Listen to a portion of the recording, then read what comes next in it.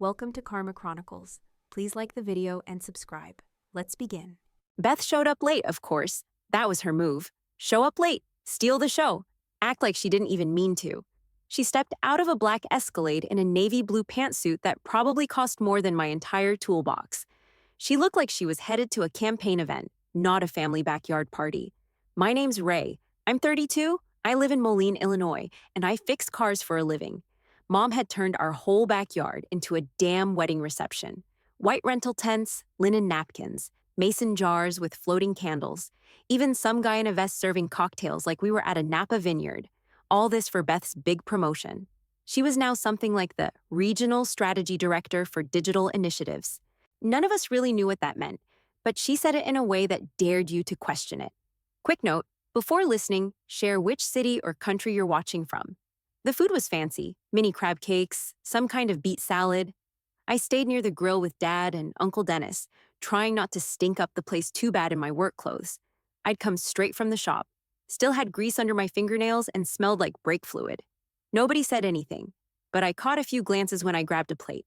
Beth walked around like she owned the block, shook hands, gave air kisses. When she hugged Mom nearly cried.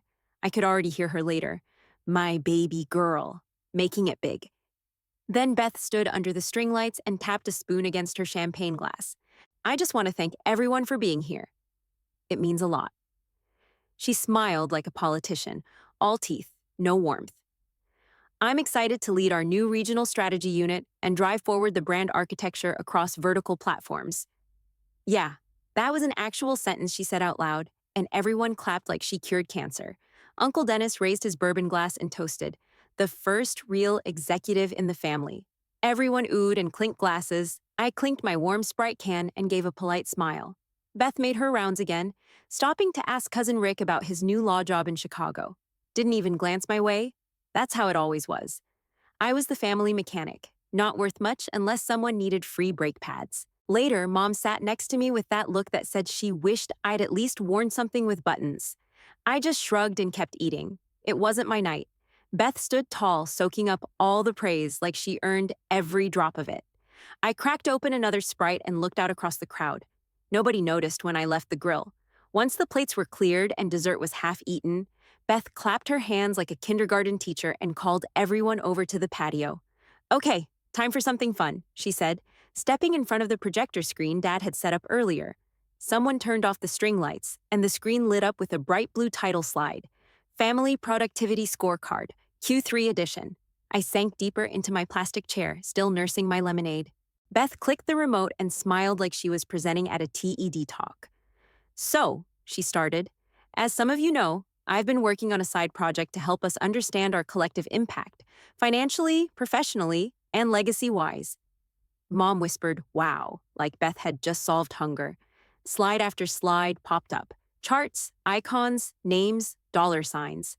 "This is based on available income data, business value estimates, and growth trajectory," Beth said. "Obviously not perfect, but directionally solid."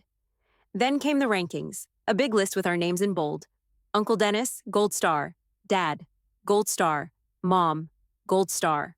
Rick, the cousin who once crashed his Jeep into a Waffle House, somehow got a silver tier. He puffed up like he'd won a Nobel Prize. Then she clicked again. Ray, $41,200 annual income, minimal upward trajectory, dead last. Some people laughed, the awkward kind, like they weren't sure if it was a joke. Beth just smiled. "It's just data," she said, glancing at me. "Don't take it personally." I took a sip of my lemonade, didn't say a word. Beth kept going, like she hadn't just punched me in the throat in front of our whole family. "Now, based on this data," she said, flipping to a sleek-looking diagram, "I've created something I'm really proud of. The Family Legacy Group." The screen showed a calendar with the words "Monthly Roundtable" in all caps. "This will be a strategic meeting once a month to share progress, pitch ideas, and align our family goals. But to keep things focused, it'll be limited to top-tier contributors only." People actually nodded, like she was handing out keys to a secret club. "I'll be hosting it virtually," she added. "We'll start with 5 members, Dad, Mom, Uncle Dennis, Rick, and me." That was it. Everyone else got left out. but none more publicly than me. I looked around. Nobody seemed fazed. Rick was already asking what software they'd use. Mom looked proud like Beth had just founded the next Apple. My jaw tightened, but I didn't move, didn't speak, didn't give her the satisfaction. Uncle Dennis laughed. Hell, this feels like Shark Tank. Beth beamed. That's the energy I'm going for. I kept my eyes on the glass in my hand. The ice was half melted. I swirled it with my finger just to stay grounded. Ray, Beth said, glancing back at the screen. Your role's probably more. Operations focused, right? I looked up. I turn wrenches. That's about it. She gave a tight smile. Well, maybe in the next quarter, we'll see some momentum. That got a chuckle from someone. I didn't care who. The slideshow ended with a quote. If you want to go fast, go alone. If you want to go far, go together. Beth closed the laptop like she'd just delivered a sermon. Thanks, everyone. Can't wait to build something incredible. Together. I stood up and walked to the cooler by the garage, pretending I needed another drink. Truth was, I just needed space. I could feel the back of my neck burning, like every stare was a nail. I opened a can of Sprite and took the longest sip of my life. When I came back, the projector was off. People were chatting like nothing had happened. Like it wasn't weird that my sister just created a caste system in our family based on income. Dad slapped Rick on the back saying, "Look at you, moving up in the world." Rick grinned. Guess I made the cut. I sat down, quiet, still. Beth walked past me, laughing with Mom about some wine she wanted to order for the next get-together. Didn't even glance my way. I gripped the cold can tighter, swallowed what was left, and said nothing. After most of the crowd cleared out, Mom handed me a stack of folded chairs and pointed to the garage. Let's not leave this for tomorrow, she said, already fussing with the tablecloths. I nodded and carried the chairs across the lawn. My shirt stuck to my back from sweat, but I didn't say anything. She followed me in, arms full of linen. Didn't Beth do amazing? She sure did, I said, setting the chairs against the wall. I mean, that presentation. She trailed off, her voice full of awe. She's thinking big picture. Legacy. That kind of drive. It's just... She looked at me like I was supposed to jump in and agree. Instead, I picked up the last folding chair. Yeah, she's good at slides. Mom didn't laugh. You know what I mean. She glanced down, then added, I just wonder sometimes why you never aimed higher. You're smart, Ray. You could have... I'm fine doing what I do. She gave a tight smile. You always say that. I didn't answer. I grabbed the tablecloth from her hands and hung it over the railing. By 10:30, the yard looked normal again. The lights were off. The guests were gone. Beth had already left in her fancy SUV, probably halfway back to her condo by the river. I told Mom goodnight and drove home with the windows down. The wind helped me think. At home, I showered off the grease and sweat from the shop, threw on some old gym shorts, and walked into my back office. It didn't look like much, just a desk, 2 monitors, and a locked filing cabinet, but it was mine. I powered on the desktop and waited. Everything I needed was behind 2 passwords and a biometric key. By 11:15, I was staring at a live dashboard. Horizon Strategy Group sat at the center. Beth never bothered learning where the funding came from. She just assumed it was her charm and clever pitch deck that landed the capital. She never once asked who Summit Grove Partners really was. Never asked how they found her. I opened the legal folder, scrolled down. There it was. Fallback clause, clause 7C. I copied a line of code and dropped it into the secure messaging portal. Addressed it to my attorney. Initiate fallback clause. Cease disbursements to Horizon Strategy Group effective tomorrow morning. I hit send. No hesitation, no second read. Then I opened the second channel, the one my private equity team used. Pull full capital from Horizon accounts. Freeze project funding. Confirm completion. My finger hovered over the send button for half a second. Then I pressed it. The screen blinked once, and both messages disappeared into encryption. No alarms, no drama. Just silence. I closed every window, powered down the desktop, locked the cabinet at 11:59 p.m., and I turned off the office light and walked into the kitchen, made myself a sandwich, turkey and mustard, nothing fancy. Ate it standing up while the fridge hummed in the background. The only thing that broke the silence was the sharp snap of the pickle jar lid when I put it back on. Beth wanted to build a legacy. She should have read the contracts. I woke up the next morning to the sound of my phone buzzing like a trapped bee on the nightstand. It was 7:52 a.m. 3 missed calls from Beth.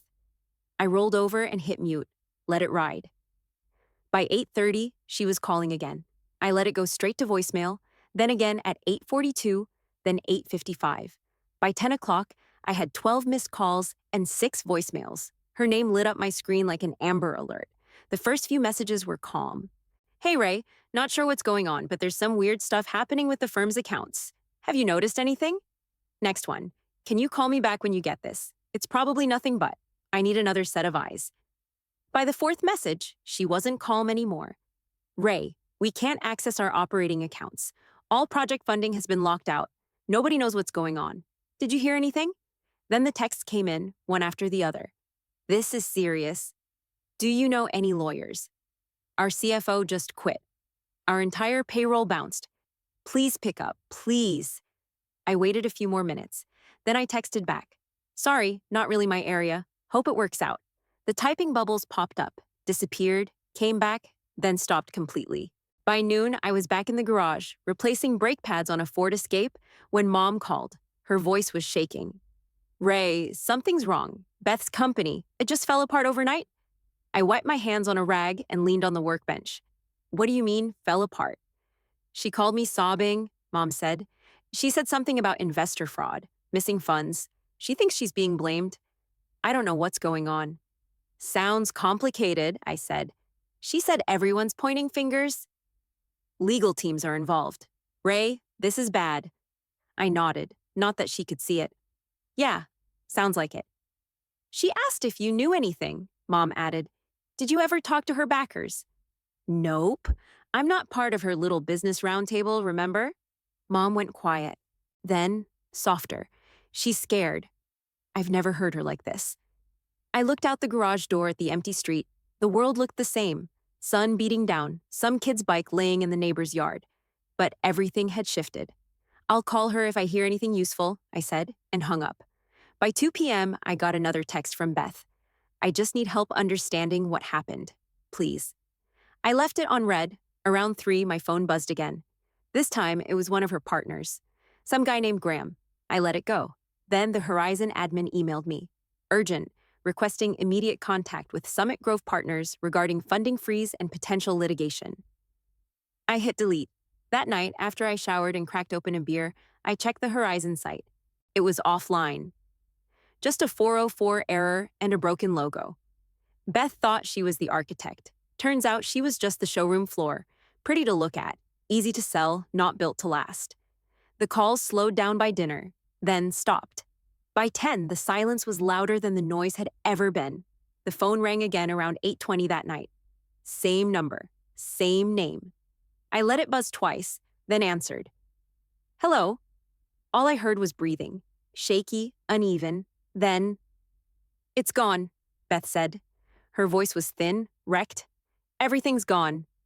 I didn't say anything, just waited. "Our backer, Summit Grove Partners. They pulled out. No warning, no explanation. We tried calling the office number we had. It's disconnected. The website's down. There's no record of them anywhere. They're not real." She started crying, not dramatic, not movie style, just quiet and raw, like something cracked open and wouldn't stop leaking. "My lawyer thinks the contracts gave them full control, total authority, and I signed it. I signed all of it, every clause." I leaned back on the couch and stared at the ceiling. They had access to everything. Operations, accounts, vendor payments, all gone overnight. Projects frozen, emails bouncing.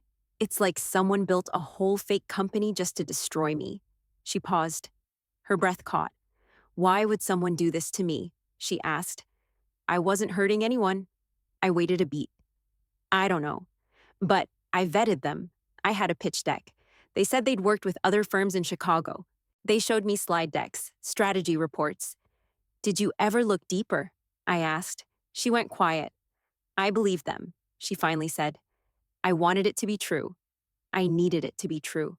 The silence between us stretched out. Then she spoke again. "I can't go to the family meeting alone. I can't." I rubbed my forehead. "What do you mean?" I told them we'd meet at Mom and Dad's on Saturday.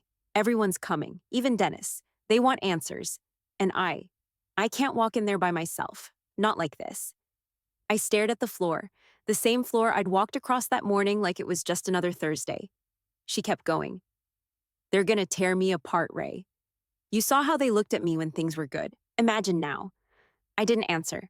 Please, she said, come with me. You don't even have to say anything. Just sit there. I need someone in my corner. I closed my eyes and let out a breath through my nose.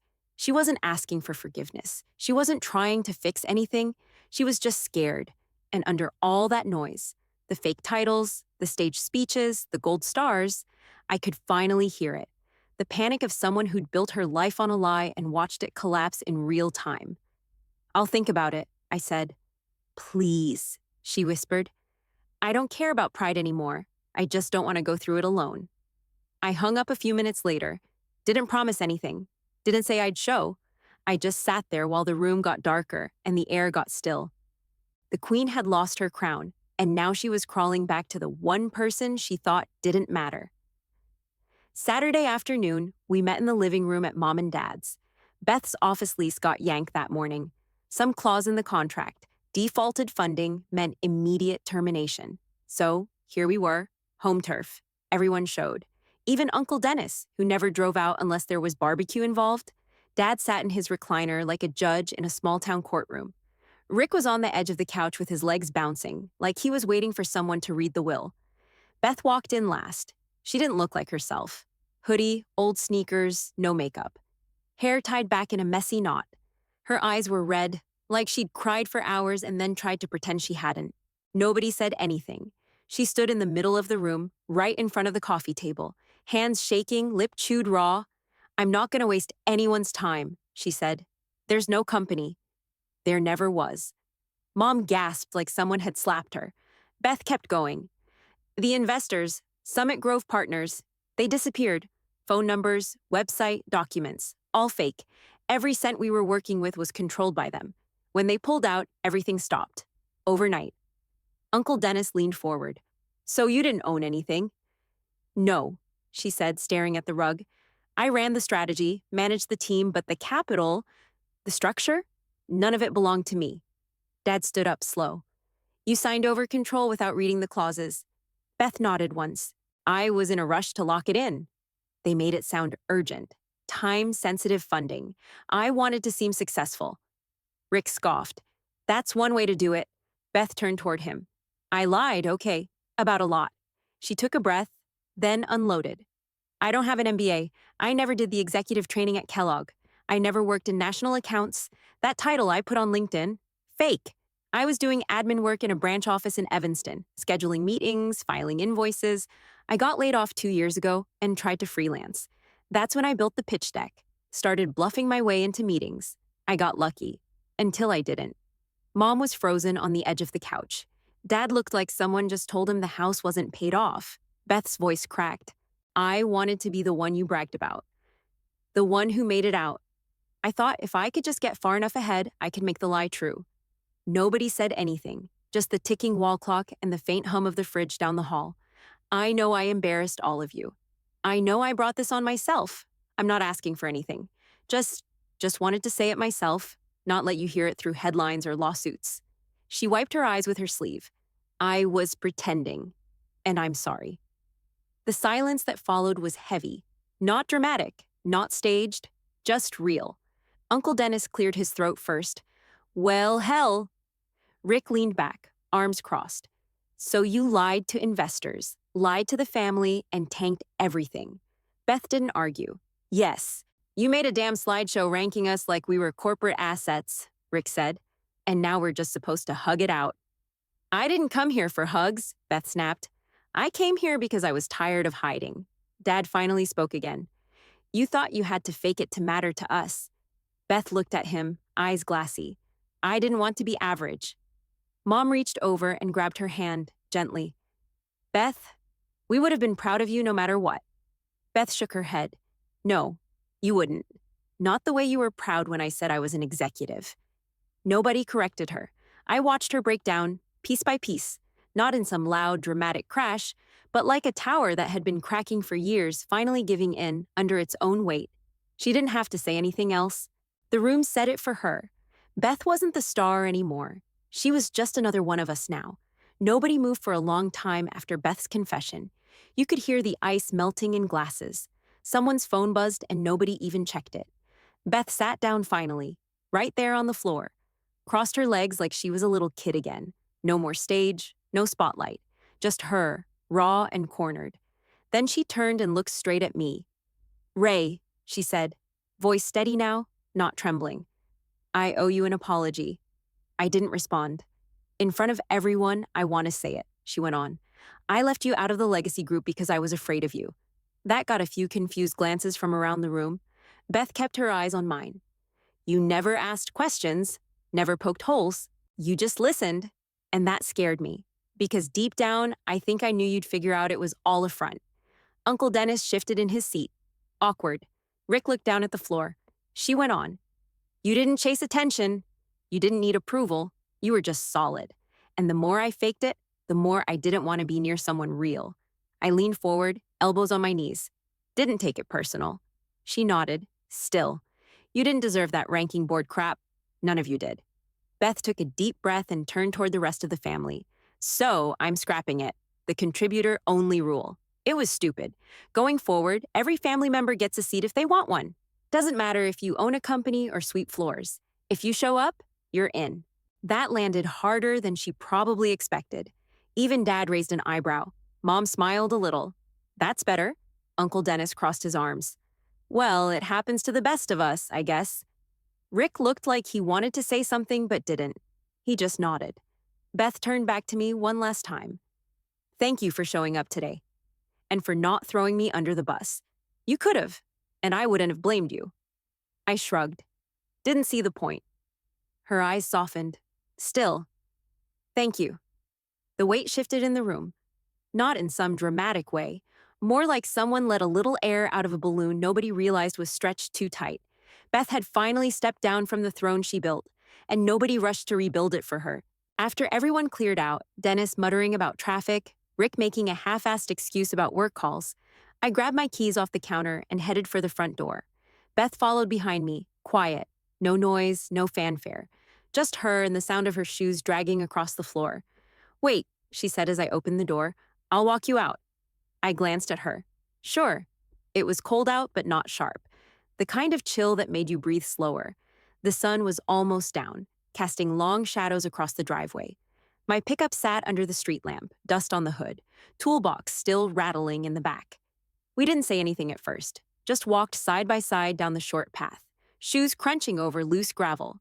When we got to the truck, she stopped and turned toward me, arms crossed, not defensive, just holding herself up.